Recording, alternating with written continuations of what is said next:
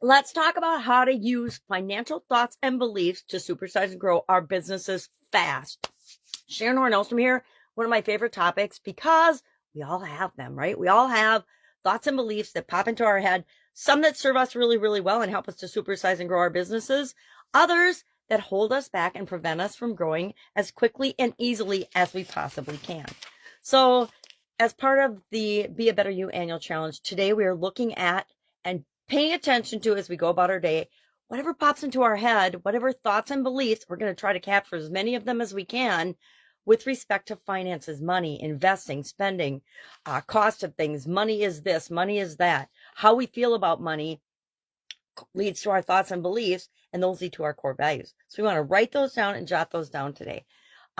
Why? Because our thoughts and beliefs, where do they come from? They come from our family conditioning. They come from our past experiences. They come from our cultural background. They come from our religious upbringing and beliefs. None of us are born with any financial beliefs or understanding whatsoever. Every single thing about finances and money, we learn, we pick up along the way. We pick it up from our experiences. We pick it up from our relationships. We pick it up from our traumas. If you've ever had a partner that ripped you off, you know exactly what I'm talking about. If you've ever been defrauded, you know exactly what I'm talking about. It increases our fear and our doubts and our worry about our monetary resources, about money in general. So I have some examples of people that we've looked at.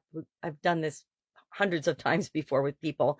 And what we found is that a lot of times we are still holding on to, and at a subconscious level, behaving off of beliefs that no longer serve us. I call them limiting beliefs. I didn't make it up. It's a great term though, because it limits us from our ability to earn or grow really, really fast to supersize our business, because we've got these programs. It's like little computer viruses running in our background, running in our subconscious that impact us. And we're going to talk about a lot of these topics throughout the course of this month as we focus on financial health and well-being.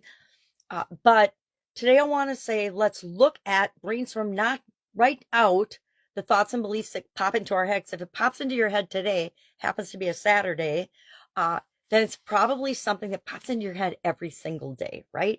Especially when you're in the midst of working and going about your business and trying to build and grow and supersize it. So, having these limiting beliefs or having beliefs they don't just pop in and out of our head. They actually impact our behavior and what we will and will not do, or we will and will not choose to do. They impact everything. They impact our relationships. They impact our ability to earn, our ability to grow, etc. So what I want to do is share a quick 5-step process of how to deal with these. First and foremost, you have to become aware of them. And that's why I'm saying today the most important thing you can do is, as you go about your day, jot down any crazy money thoughts or any money thoughts.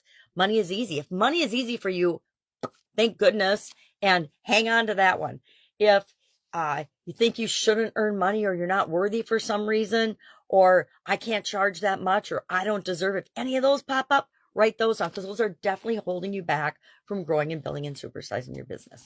So the first step of our process is always awareness. What's really going on in my head? What kind of things am I letting come out of my mouth? Because if it's in your head, it's one thing. If it's in your head and coming out of your mouth, it's, I'd say, 10 times more a challenge that you want to deal with more quickly than if it's not coming out of your mouth. It's like if you have any type of negative self-talk, which most of us do at some juncture or point in our life. I used to always say I'm a klutz. I tried to stop. I try very hard now not to say that I'm a klutz out loud. I might think it in my head if I trip or fall, but I don't want to say it out loud because I don't want to create more of that in my life. The same is true with our beliefs about finances, investment, money, our ability to grow and build our business fast. You can choose to grow and supersize your business slow, or you can actually choose to supersize and grow your business quickly. There's literally thousands of examples of businesses and people that have decided, I'm not going to spend 10 years growing this. I'm going to grow to this level in a year. And guess what? Usually they do it in less than a year. All right. So second step of the process is to identify what beliefs might be limiting you. Like I said, any negative thinking, any doubt, fear, worry, jealousy type related things that pop up, or I'm not good enough, or I don't deserve, or I'm not worthy, anything like that, Those are all limiting beliefs that we want to get rid of as quickly as possible. And that's what this process will do. The third step of the process is to reframe the belief and make it an empowering belief. So for example, if you think money is hard to get, say there are many ways to earn and get money, because it's absolutely true, right? Both statements can be true for you, but why not pick the empowering one that moves you in the direction you want to go instead of the one that says, oh, money's just hard to get, so I'm not going to get it. I'm not even going to try. No, that's not how we work here. I can't manage money. Okay, well then hire somebody that can, because it's imperative. And maybe replace that belief with, I'm learning to manage money more effectively every day. I love anything I say that I'm doing every day. It's easy for me because I do a little bit every single day. That's why I like the annual challenges. Wealth is for other people, not for me. Really? Nonsense, right? Who told you that? I don't know who told you that, but change that to I deserve financial freedom and can achieve it. I deserve to supersize my business fast and I can achieve it. I like that one too. Step 4, practice daily affirmations. Turn some of these, especially the really powerful ones, into an affirmation and say it to yourself in your head or out loud if nobody's around a bunch of times a day. Do it over and over and over again. I think I've shared I do affirmations every morning when I'm brushing my teeth. Why? Because it helps me to create and remember the things that I want to focus on, the big goal, life, legacy type things I want to achieve in my life. I say them every day when I'm brushing my teeth. Number 5, take small action steps every single day to move you toward the thing that you want.